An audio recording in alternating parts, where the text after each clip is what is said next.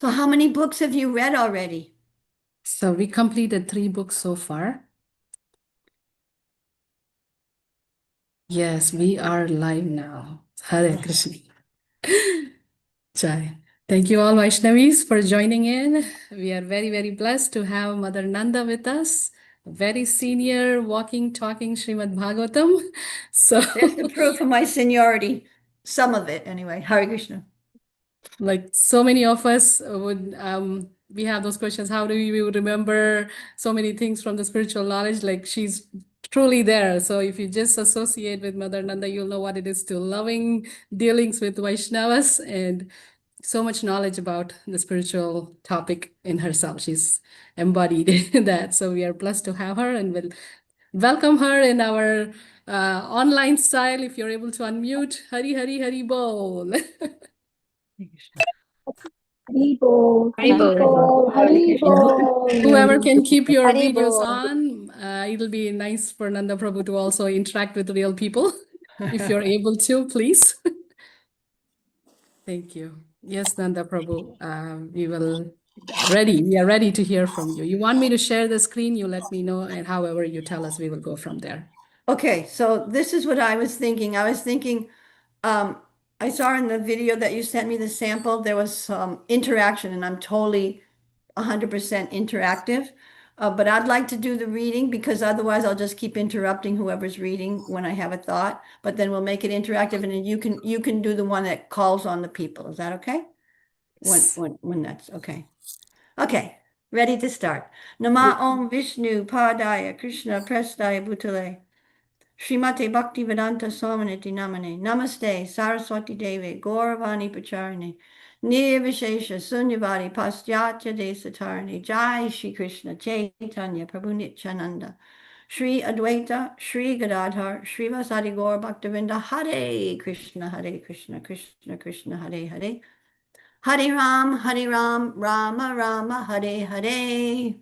Hare Krishna, dear Prabhus, thank you very kindly for inviting me, and thank you very kindly even more for coming. That's the important part. Hare Krishna. Om Agyanatimirandasya Jananjana Salakaya Chaksu Umilitam Jaina Tasmai Shri Gurave Namaha. I was certainly born in the darkness of ignorance, but my spiritual master, Srila Prabhupada, very, very, very kindly forced open my eyes with the torchlight of knowledge, even though I wanted to keep them shut. I wanted to just stay in ignorance, but everything he said made so much sense. So I am totally indebted to Srila Prabhupada and beg for service life after life after life after life at his lotus feet. Because you know what? I know that that's the safe place. That's the safest place to be at Srila Prabhupada's lotus feet under any circumstance. Hare Krishna. Jai. You're all going to have to remind me of that later on as life gets even more difficult. Okay? Thank you. Hare Krishna. Okay, so you are all starting today with The Path of Perfection, one of Srila Prabhupada's smaller books, introductory books. And that's exactly where we're at. We're on the introduction. So I was explaining to Hemanga Gopi that I would like to do the reading, but I also want to make it interactive. So the reason that I often interrupt people who are reading. So I figure I'll do the reading and I'll interrupt myself, and then we can discuss. And if you have questions or comments, please, however you do it, you signal, you raise your hand, and Hemanga Gopi will go from there. We definitely want it interactive. So if it's possible, please do that. Okay. So here's the beginning of the first paragraph of the introduction. And now, needless to say, but I'm still going to say it. This introduction is written by the publishers. It's written by the BBT staff. So this is not Srila Prabhupada's, own words, but it's an introduction to Srila Prabhupada's books. As you become more and more familiar with reading Srila Prabhupada's books, you'll actually even just read the first few sentences and know, oh, this is written by the editors or whatever, whomever. You can tell the tone is different and the purpose is different, but still, it's nice to notice how Srila Prabhupada writes and speaks and everything. And then the more you notice that, then when you're listening to Prabhupada's lectures, or a video of Prabhupada's lectures, meaning you'll see that he's the same in his lectures as he is in his books, the same tone. There might be a little bit more personal this or that in his verbal lectures, but you'll see he's always, always, always bringing us back to the essential message of the Vedas, which is to learn to love Krishna, to learn to understand who we really are, and that's not an easy thing, because we've been so many years conditioned to think this is who I am, this flesh and bones, and this family tie, and this is who I am. Anyway, starting now with the introduction. Hare Krishna. When we see a book with a title like Path of the Perfection, we may react with a bit of common skepticism. Oh, another book claiming to give all the answers. One more do-it-yourself enlightenment scheme. And certainly, it seems that such skepticism is justified nowadays. Our natural desire for ultimate meaning, happiness, enlightenment, liberation, and salvation has become the most exploited commodity of the 21st century, creating what one contemporary theologian termed as disastrous, quote, seduction of the spirit. Seduction of the spirit. This seduction is indeed the most tragic kind of exploitation. So let's pause a minute right there. Seduction of the spirit. Can you give me a little feedback of, thank you. Can you give me a little feedback of what impression that makes in your mind? What's your feeling from reading that terminology? Seduction of this. We don't usually use seduction in that type of a reference. So Is what? it like forgetting our nature? Like, Yeah, but seduction is more subtle. Forgetting is definitely our problem, forgetting our nature. But seduction, if you hold it down, you get your definition. I'll get it here. It's coming up. Sri Google is saying seduction is the act of enticing, charming, or persuading someone, often through subtle manipulation and not most Kamalini, Hare Krishna, sorry. And most often it means to engage in sexual activities, but still, enticement or persuading someone, often through subtle manipulation, or to adopt a certain behavior, belief, or action. It involves lowering another person's defense through pleasure, allure, and indirect influence. So this is what they're referring to with this title, how it might hit many people, The Path of Perfection. Oh no, another book on how to become perfect in 10 days with the 10-minute little exercise here and there. Can we see what Kamalini would like to add? Um, I think it's a perfect description of social media because, we may go on and we're not intending really to look at all of these other things. Like we have an intention. We wanted to see something Krishna conscious or just check something. And of course, there's tons of advice like this, how we can become perfect in all different ways, spiritually Mhm, and physically, mhm. mentally. And then it really, I feel it like myself, I become seduced. When I look at the clock, I'm like, what happened? Like, what happened? Stolen. Our Half an time is hour. stolen. Yeah, half an hour just passed, and I could have imagine if we spent a half an hour, or I spent, reading Srimad Bhagavatam, doing any devotional service, like how much more fulfilling my life would be. And Yeah. instead, I wasted it on Yeah. this and letting them enter into my consciousness, you know. Yes. So, And I find, to add to that, thank you very kindly for that comment. It's very, very timely and very on point. And I also find that, oh, I forgot what I was going to say. It happens a lot these days. The seduction, if it could. Anyway, oh, I know. Sometimes you click on something that you think is going to be about what the little title is, the little title, and it's about something totally different. And the title is what they call it's, the tactic, click and bait or bait and click or whatever, something to seduce you into thinking you're going to get story of this, and it has nothing to do with our real nature. Because, even let's give some people some credit for attempting to help people better their lives. But if they don't know who they are, they don't know what the goal of life is. If they don't know what does it really mean to have a better life? Um, Clickbait. Yeah, thank you. Um, if they don't know what it means to have a better life, it doesn't mean to be comfortable here. Has anybody tried to be comfortable here lately in the material world? Is anybody meeting success with that? If you could please let us know. Or have you heard anything from Krishna in Bhagavad Gita or any other books that you've been reading that tell you exactly the opposite about trying to have a comfortable life here in the material world? Can you think of any references? And I'll start you off while you're thinking. I'll start you off with one thing that I'm remembering. It's from Srimad Bhagavatam. It's from the sixth canto, and an 11th chapter in the sixth canto. It's about Vritrasura. I'll skip the whole story of Vritrasura, but at the end, Vritrasura is a huge demon too, just so that you know he's not the quote unquote, well, he is the good guy, but he's in a demon body. But okay. Anyway, so Vritrasura is about to be killed by Indra. And but he's offering prayers of devotion to the Lord because he is a devotee.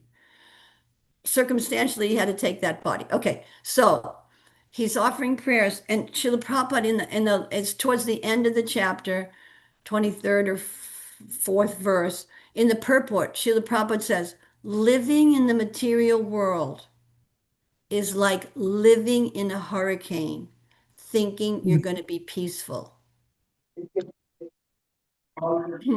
Powerful. Yeah. And especially I'm in Florida. In Florida, we now every place is getting hurricanes and everything, but still I'm accustomed to, strong winds and this and that, and it's not fun. And it's not peaceful. Living in the material world is like living in a hurricane, thinking that you're going to be peaceful. Can you think of any other thing now from other scriptures? Kamalini's next, but um, she can't be the only one. So you guys have to think of something else. Okay, Abraham Kamalini and I are old friends. Hare Krishna. yes, and roommates even. Abrahma Bhuvanal Loka Punar Avarchanarjuna. From the highest planet down to the lowest, all are places of misery where repeated birth and death take place. Yes. Yes. Now that just struck another little remembrance that I have of what Srila Prabhupada says, even in the Vedic literatures, the general description of the Vedas, there's that type of enticement also. If you live a good, and he's probably going to talk about, well, the editors are going to talk about it in a few paragraphs down. If we're enticed by the flowery language of the Vedas, by performing sacrifice and doing good deeds so that we'll get good results, so that we'll get a higher birth and we'll get more money or more intelligence or whatever, um, what do we gain from that? We might gain temporarily a higher position in the material world, but when that good karma is evaporated, there we go, back down here to Martyaloka, the place where this is like a bus stop. I remember hearing Srila Bhakti Purushottam Maharaj one time say the material world is like a bus stop. It's a place where you meet to find out what your next destination is. It's kind of not too horrible here yet, but it's getting worse, and not too much enjoyment, but here you make your karmic activities to go either up or further down or degraded in consciousness. So, how about anyone else have any other references? It doesn't have to, and you know what? Feel free not to give exact quotes, okay? You don't have to give exact quotes, but some other understanding of how, um, yeah, how we're talking about seduction of spirit and not, if they're not understanding who the me is, who I am, and what my position is, there's no possibility of happiness. Dukkalayama Shashwatam, is that? Yeah, dukkhalayama shasvatam. But I don't know what that means. What does that mean? It's a place of misery and Oh, temporary. oh yeah, thanks. Yeah, it's temporary and it's full of misery. Yes, yes. Okay, we'll go on, but Hare yes, Asha, Hare you Krishna, दंडवत प्रणाम awesome. सभी के चरणों में, सभी माताओं के चरणों में, सभी Oh, बेटियों के hi, चरणों में। हरे hi. कृष्णा। हाँ, तो material life is like, I think so all the people is looking for pure love, and they can't find anything in the pure love, because pure love is just only relationship with the Lord Krishna. um, I feel like it, because everybody just looking for love, like mother, father, even kids, even like husband, and even, like everybody just looking for a love, but pure love. And now pure love is not anywhere, just only the Lord Krishna's Charanarvind, they have only just only pure love. So that's why you need to go from him, and then your desires and everything surrender him. Then you get a pure love. Hare Yes, Krishna.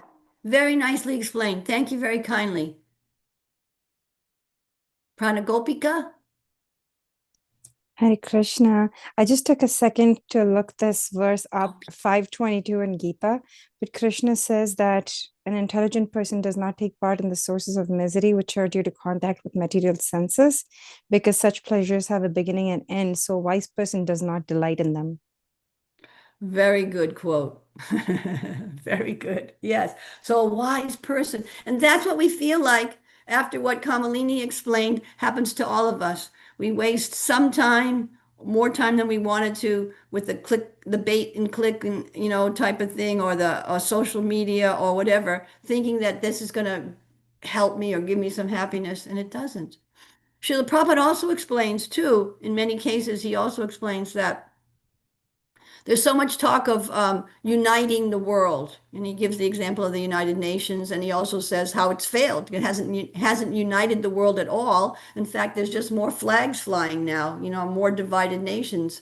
But and he explains the reason why is that so? Because unless we understand that we're all related in spirit as brothers in spirit, even any living entity, even an animal, even the cows, even the dogs, even the grass, they're part and parcel of Krishna. Unless we understand who our Father is, that we have a common Father, we'll never be able to um, produce an artificial sense of unity for any amount of time. That's for sure. Okay, thank you all. We'll continue on. This seduction is indeed the most tragic kind of exploitation. And the unfortunate consequence of this exploitation is a kind of deadening cynicism that discourages our search for self-fulfillment and the means to attain it. So what do you have to say about that? That phrase, deadening cynicism that discourages our search for self-fulfillment. Wow. That's the result, because we've tried this, we've tried that, and ultimately it's disappointment. So therefore, oh, here, someone gets a little book called Path of Perfection, and they think, oh, just like all the others. How sad, huh?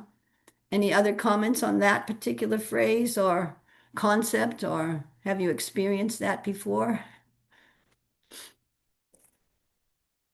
we all get deadened and cynical. Yes, especially as the longer you get what's seduced by these false theories. The contemporary or thoughtful reader, weary of the current flood of speculative, simplistic books offering instant formulas for psychological or spiritual salvation, will find the path of perfection a welcome relief. Even just reading that, it's like, oh, a shower, a spring shower. Herein, one will find a clear, intriguing explanation of the philosophy and practice of mankind's oldest system of spiritual development, yoga. So here's what struck me in that little paragraph. Uh, the instant formulas for psychological or spiritual salvation. Now, after having read Srila Prabhupada's books for some time and trying to imbibe them, we understand that, people, when we, now talking about the contemporary formulas for instant happiness or instantly changing your whole life around by just practicing something for 5 or 10 minutes a day or whatever. Um, but the thing that strikes us now after becoming familiar with Srila Prabhupada's books is that this body, this lifetime that we're in, whether you've been in this lifetime for 30 or 40 years only, or you're in there for for 60 or 70 years only, it's not our only lifetime of trying to enjoy.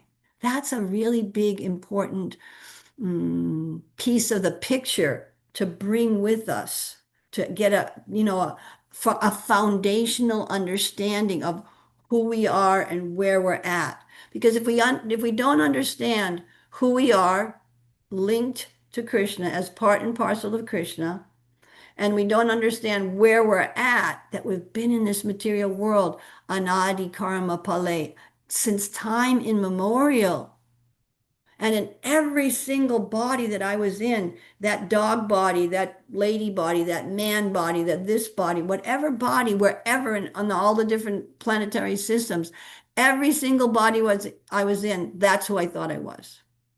The dog, the old man, the this, the that, the successful business person, the street bum. That's who I thought I was. And that impression, who knows who knows how the soul transmigrates? The eye of the soul transmigrates from one body to another. What's the vehicle that it transmigrates with? I don't know if I said that clear enough, but can anybody guess what I'm trying to convey? The subtle body, the mind, intelligence, and false ego. Yes, yes, the subtle body. That's the mind, the intelligence, and the false ego is the vehicle that carries my concept to the next, my concept of who I am comes along with me from this body to the next body to the next body and gets, packed over again and again and again and again. And to think that we're just going to like pop through all of that covering instantly, even in Krishna consciousness too, we have to be patient with ourselves. We have to be patient with ourselves because we've been here for a long time, and to break through all of that covering is uh, a serious practice. And by serious practice, I don't mean that we need to all immediately run away from everything and go and meditate in a cave someplace. I don't mean that, but it seriously apply how Srila Prabhupada's told us to mold our lives in this process of Krishna consciousness so that every act that we do, or as many acts as we do, is actually purifying our consciousness and cleansing the heart of that dirt, the dirt. And what's that dirt? The misconception of who I am, and that if I do what I want, then I'm going to be happy. Doesn't work. Doesn't work. And even though we've done it a million times, We still think, oh, but if I just adjust it a little bit more, I'll be happy the next time. Okay. Any other comments or thoughts on that part so far? Okay, I'm going to start again that sentence. The contemporary thoughtful reader, weary of the current flood of speculative, simplistic books offering instant formulas for psychological or spiritual salvation, will find the path of perfection a welcome relief. Herein, one will find a clear, intriguing explanation of the philosophy and practice of mankind's older system of spiritual development, yoga. And unfortunately, even the word yoga today has, that's what we're going to talk about. I'll just keep reading. Okay. When we hear the word yoga, we may think of one of the myriad yoga studios throughout the country, filled with people of all ages, struggling to stretch their bodies in various ways to improve their health, lose weight, or increase their agility. This is not what we mean by yoga. Here we are referring to an ancient philosophy and meditational system that has been practiced by millions throughout the ages. What has, in modern times, been reduced to a commercially exploited technique of bodily agility and unfocused meditation was once a comprehensive and easily applied form of self-realization. I love it. I love sentences like that. It puts everything so, it covers a huge topic, puts it all so succinctly, and you think, yeah, that's true. I'll keep reading because I just glanced at the clock and the clock is ticking away. I can't believe it. The path of perfection consists of a historic series of talks, elaborations on a previously published commentary by His Divine Grace, A.C. Bhaktivedanta Swami Prabhupada, who lived from 1896 to 1977, on India's greatest spiritual classic, the Bhagavad Gita. In these absorbing talks, Srila Prabhupada explores deeply the philosophy of yoga as explained in the sixth and eighth chapters of the Gita, showing clearly how these timeless techniques apply to 21st century mankind. Srila Prabhupada's talks probe questions concerning the nature of consciousness, techniques of meditation, karma, death, reincarnation, and even spiritual ecstasy. So let's take a little minute or two here on that paragraph. Yes, thanks. So sixth and eighth chapter of Bhagavad Gita, sixth chapter, Dhyana Yoga, explains the symptoms of the mind, etc., how it can be the enemy or the friend. It also talks about Ashtanga yoga, how to control the mind. And that's the really hard part. You have to go to a place and sit down in a secluded place. Good luck finding a secluded place. And sit down on a seat that's not too high or too low. Meditate, stare at the tip of the nose, and don't fall asleep, and don't think of anything bad, and very, very hard to execute.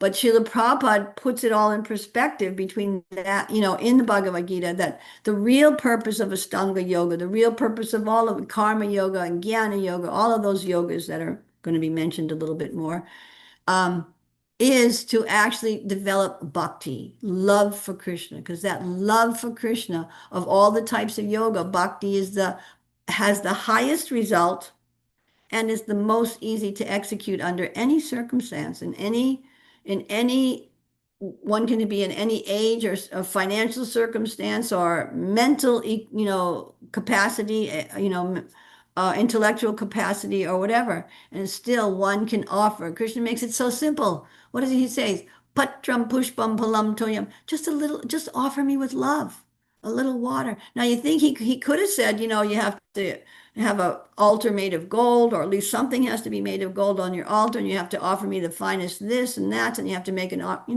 simple, simple, simple, and the highest result, freedom from the cycle of birth and death. But it's not, and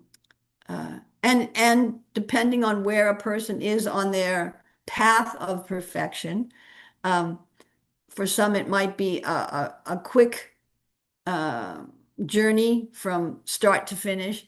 And for other of us who don't have much background of pious activities, it might be a little slower path, but it's an assured path, which made me think of other things, but I think I'll read everything first before I talk about other things. Okay. Bhagavad Gita, described by one contemporary psychologist as a, quote, remarkable psychotherapeutic session, unquote, appears to us in the form of an extraordinary dialogue between the Supreme Lord Krishna and his warrior disciple Arjuna. So interesting, huh? How Bhagavad Gita, the book on that to elevate people to the highest level of spiritual understanding, which immediately one thinks of peace and calmness and tranquility and equipoise, is spoken where? On a battle that's just about to begin, on a battlefield where this huge battle is just about to begin. Totally transcendental. Okay. Perplexed and confused about his identity and purpose, Arjuna turns to Krishna to who reveals the path of perfection to his able student. The essence of Lord Krishna's teaching is that one must become a yogi. That is, one whose life is centered on the practice of yoga. And what is yoga? See, nothing is left unanswered very clearly. And what is yoga? The Sanskrit word yoga literally means union and refers to the union in love between the individual consciousness and the supreme consciousness, the self and the super self, the soul and God. Yoga is indeed the path of perfection because it aims towards this most exalted human attainment. And that's another thing, too. We have, in general, people in general have the impression yoga is this, yoga is, we don't even actually have an understanding of what yoga is until we read Bhagavad Gita and or hear from Srila Prabhupada that explains, well, actually yoga, the literal translation means union with God, the soul's union with the Supreme Lord. And people in general, that they have no clue of even that. Okay, going down to continue. But if you have questions or anything, keep them and we'll come back to them, or comments too. But I want to do my duty. In the Bhagavad Gita, we discover 4 basic varieties of yoga described. So this is what I was referring to earlier. Karma yoga refers to the process whereby one performs his work for God without selfish desire for personal gain. Even that, that's real karma yoga, but most people do karma yoga thinking how I'm going to get the results for myself. Okay, jnana yoga is the process of elevation. Did I say that wrong? I just said that wrong. Most people think karma yoga means that I get the result for myself. And real karma yoga means, thank you, Krishna. Real karma yoga means that it's one performs his work for the Lord without desire for selfish gain. That getting the self out of the center of our life, that's our goal. Our goal is to put Krishna in the center. But that self, or that concept of the self, keeps pushing its way in this way and that way in so many ways. Okay. Jnana yoga is the process of elevation to spiritual consciousness through the cultivation of philosophical knowledge. Astanga yoga system, of which the modern Hatha yoga is a watered down version, is a mechanical, meditative practice meant to control the mind and senses and focus one's concentration on the Supreme. These 3 yoga systems culminate in Bhakti Yoga, the yoga of selfless, ecstatic, devotional love of God, Krishna. Lord Krishna himself states in the last verse of chapter 6, Yoginam apitsarvesham, of all yogis, the one with great faith who always abides in me, thinks of me within himself and renders the transcendental loving service to me. He is the most intimately united with me in yoga and is the highest of all. In The Path of Perfection, Srila Prabhupada offers a brilliant summary of the methods of Bhakti Yoga, revealing the universal applicability of this simple but all-inclusive form of yoga. No one's barred, and practically no activity is barred. If one is artistic, they can use their artistic skill. If one is musical, they can use their musical skill. If one is, has a great sense or knack for business, they can use those skills. So many, all varieties of skills practically. There are limits, a butcher or this or that, but still, um, can be used in Krishna's service and enhance one's and be an aid to one's understanding of Krishna. He shows how even those who are entangled in the complexity and chaos of modern materialistic life can begin an uncomplicated practice that purifies the mind and puts one in touch with the supreme consciousness. Hey, Manga Gopi, how much more is there besides the next? Can you just scroll all the way down just so I can see how much more? That's the Oh, okay, last good. one. Yeah. Okay, thanks. This perhaps was Srila Prabhupada's greatest contribution to our age. What was his greatest contribution?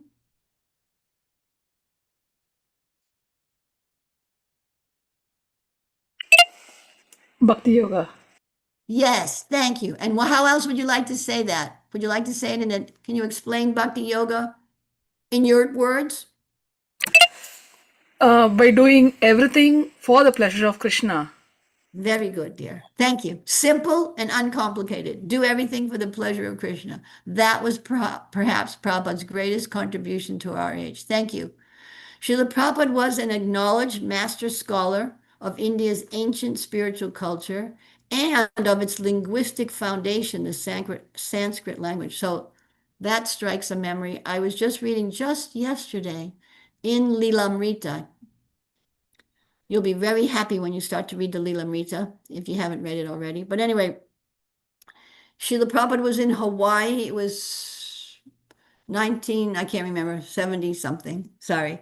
But anyway, he was translating, and he was translating there in Hawaii in an undisturbed condition, much more than he had been translating in his previous locations that he had been in, where he had to do some management and this and that, and put out fires over here and put out fires over there, and so many things. So the devotees in the morning were noting to Srila Prabhupada, they were encouraging him, oh, Srila Prabhupada, because they could see the number of digits on the dictating machine, how much it had recorded from the night before. So indicating, there was 300 digits there practically.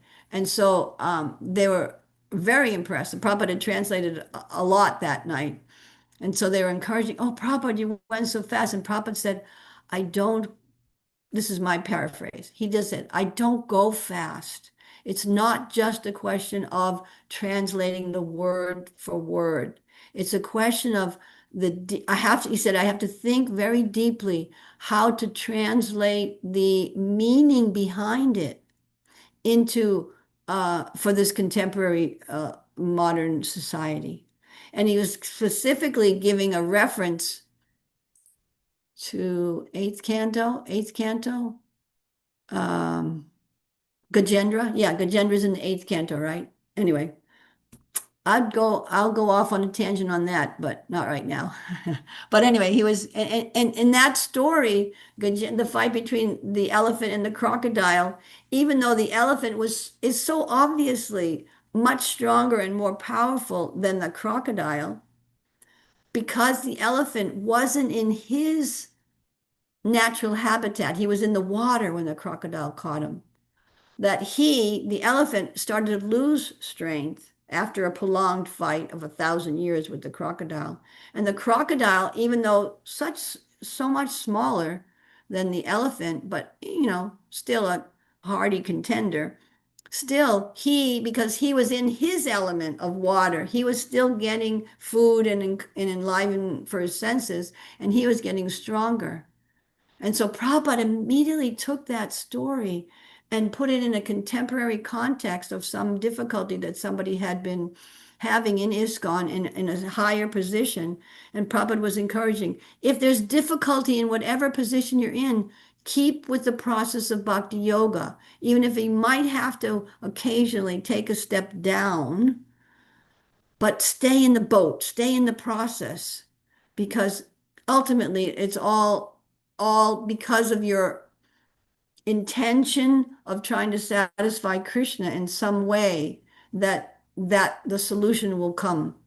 That's a really broad overview of that story, but the point was is how Prabhupada takes so much time in his translation. It's not just the translating the word, but it's translating the meaning, the import, and how we can apply it in our lives. Okay, I was just like please. so touched with this because it's like putting ourselves like the Gajendra, the elephant, even though we may be strong or not, but not in our Yeah, in our position, but just continuing to pray and just stay that the help is on its way. help is on its way. And Krishna, interestingly, if you're familiar with the story, again, I'll bite my tongue and not get into the details, but the details are really nice. But anyway, familiar with the story, and then I forgot what I was going to say. Hare Krishna, help is on the way. Yes, okay, help is on the way. Thank you, Krishna, again.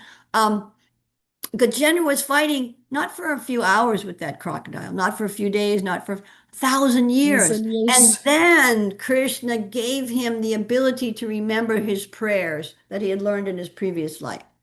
So sometimes that's our tests come in forms like that. They don't, we pray to Krishna and then we look at our watch. Well, I prayed to Krishna 10 minutes ago and the solution hasn't come. I'm praying to Krishna and it's been 2 months now and the solution. Sometimes it's like that. Sometimes it's like that. How long we've been in this material world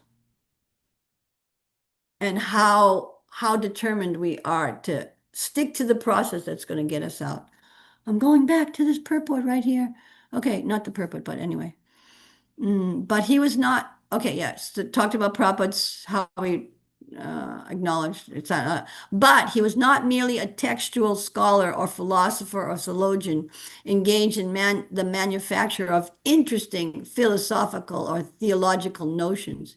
He was a true spiritual genius who succeeded in bringing to life the essence of India's universal spiritual wisdom in a form that's easy for the 21st century man to understand and practice. This was the unique genius that inspired the late Prime Minister of India, Sri Lal Bahadur Shastri, to declare openly that the writings of Srila Prabhupada are, quote, are a significant contribution to the salvation of mankind. The transforming quality of Srila Prabhupada's writing was also appreciated by sociologist Elwin H. Powell, who commented on Srila Prabhupada's best-selling edition of Bhagavad Gita, quote, "This transcendental mysticism from the East is now taking root in the West and providing for many a way out of the wilderness of a disintegrating civilization." Did he just say that yesterday? It seems like it, doesn't it? A way out of the wilderness of a disintegrating civilization. If truth is what works, there must be a kind of truth in the Bhagavad Gita as it is, since those who follow its teachings display a joyous serenity, usually missing in the bleak and strident lives of contemporary people. Hare Krishna. The publishers did a great job on that article. Thank you. So let's hear some of your comments and thoughts. We have probably about 5 minutes. If anybody would like to raise your hand, ask a question, share.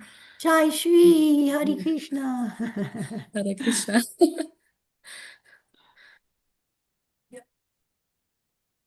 Any Vaishnavis? Any reflections?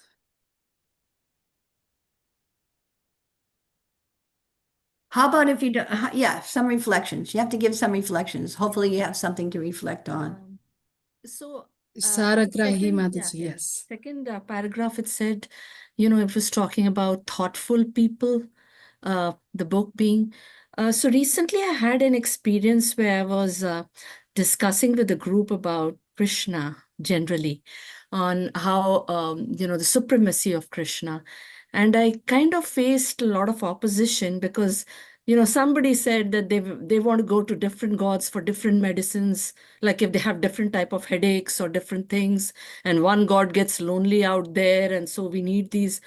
And really, I was so stumped, like I need different god for creation and something, maintenance and dissolution, and others for other problems. I was totally stumped, on how to answer that question. Because it looked to me that, Prabhupada taught us how to get out of the hospital, and she wanted to remain in the hospital taking like different medicines. That's what I was thinking. Yeah, yeah, But, yeah, yeah. but what I just want to, how to convince such people we are so fortunate that we read so many Prabhupada books, and, Isn't you know, it? s- yeah, but how do you, Well, okay. So first of all, don't be discouraged that it appears that you didn't convince everybody on the spot. Don't be discouraged because just them hearing what you said is still purifying their hearts, and it's even they might not be consciously thinking of it, maybe in different circumstances will happen in their life and they'll think, but Saragrahi, she did say that, didn't she? That makes sense now. So it's a gradual process, okay? So that's one thing. Don't be discouraged, okay? okay, And then another thing is just like you had mentioned, we're so fortunate because we've read Srila Prabhupada's books. Had we not been able to read, or even been forced to hear, read Srila Prabhupada's books in some shape or other, just get us on a start. Um, um, that's where we were at too, going so many things, so many things, looking for temporary solutions. But one point that can be made sometimes, just like, okay, taking that example of Gajendra, who fought for thousands of years with the elephant, and then he remembered his prayers. At some point, sometimes these things might strike them later on, and especially if you explain how Krishna, as the supreme Ishvar, he's got all the opulences.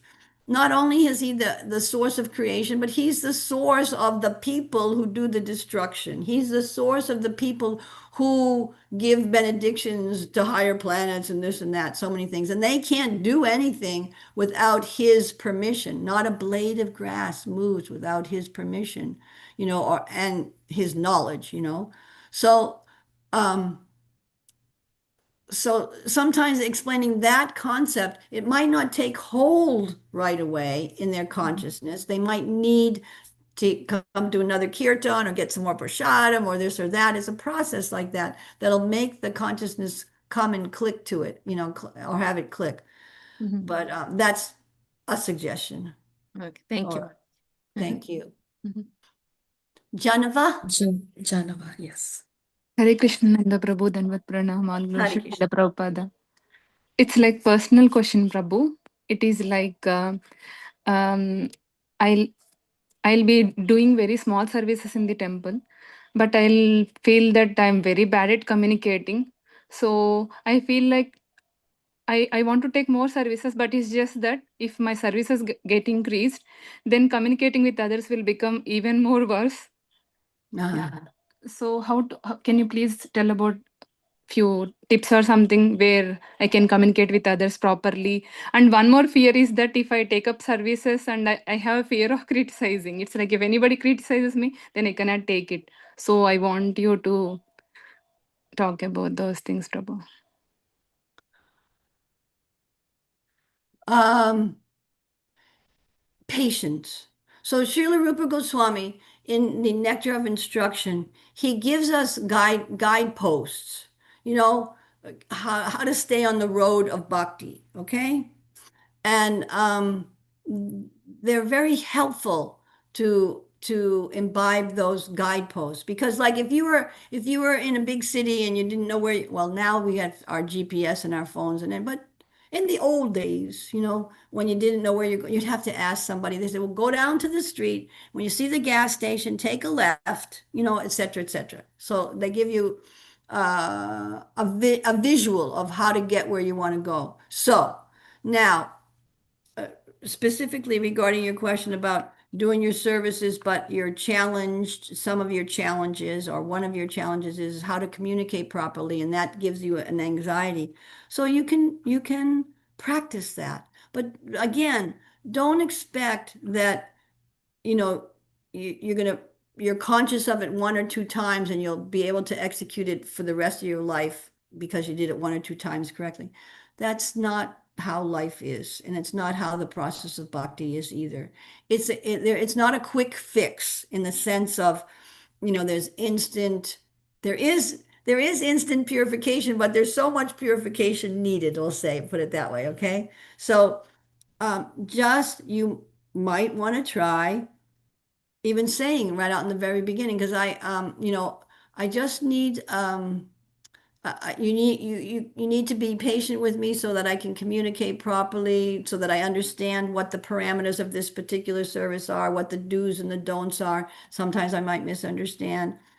I one time for a few years I was the president here in Alachua, and I kind of noticed all my shortcomings very clearly. They were all mirrored in front of me very clear. Not all of them, but a lot of them.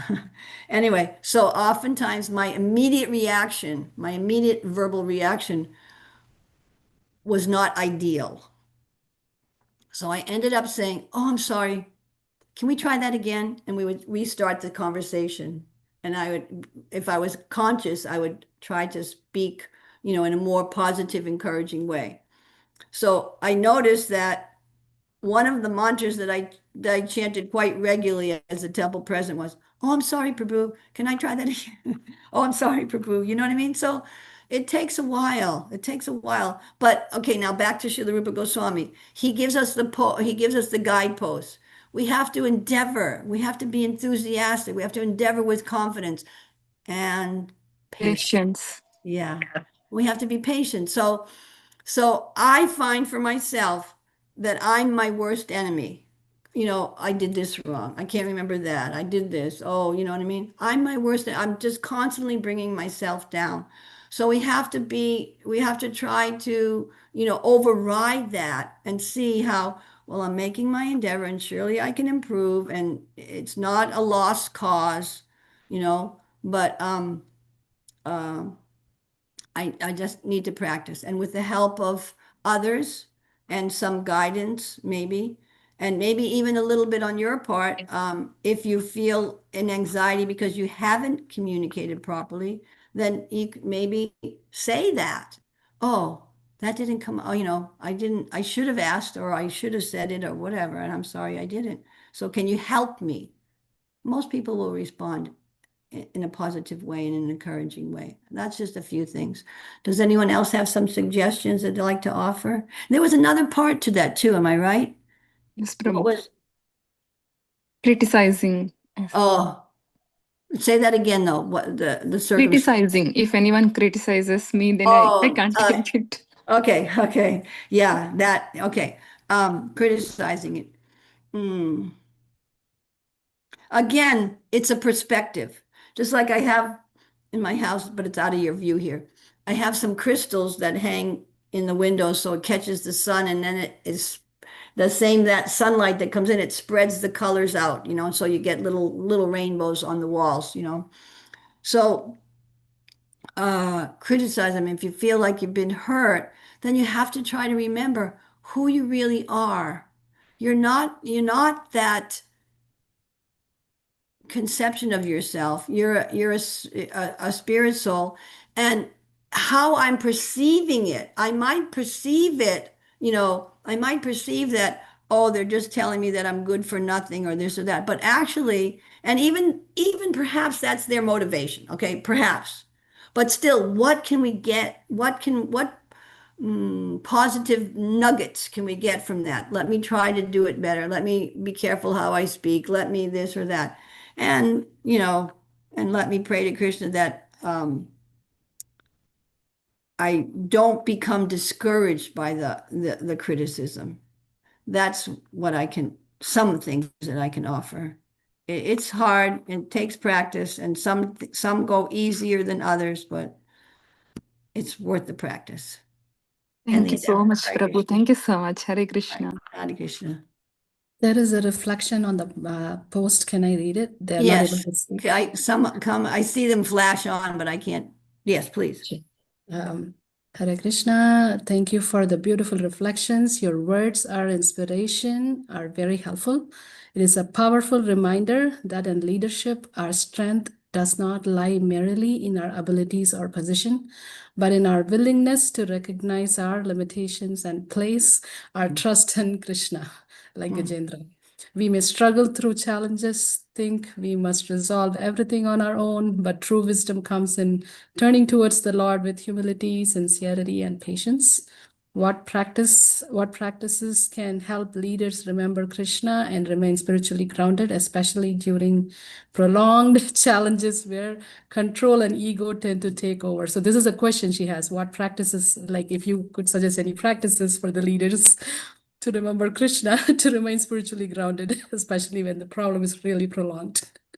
Sheesh, that's a very loaded question, but thank you for Shyama that. Mohini, yeah, Shyama Mohini, as you know, she is the helps in the whole Vaishnavi ministry. She plays a lot of role in the The department. Vaishnavi ministry, does that have challenges? I can't believe it. This day and age, anyway, Hare Krishna. Thank you for your service there, dear. Um, the thing is that you have to doubt, you have to douse, you have to give yourself the strength by hearing the philosophy. Don't, I mean, you have to listen, whatever the challenges are, you have to deal with that. But where you're going to get your strength to deal with the challenges is by hearing, don't neglect your reading of Prabhupada's books. Don't neglect your hearing, Bhagavatam class. Don't neglect those things that are meant to give you your strength. And here's an easy one.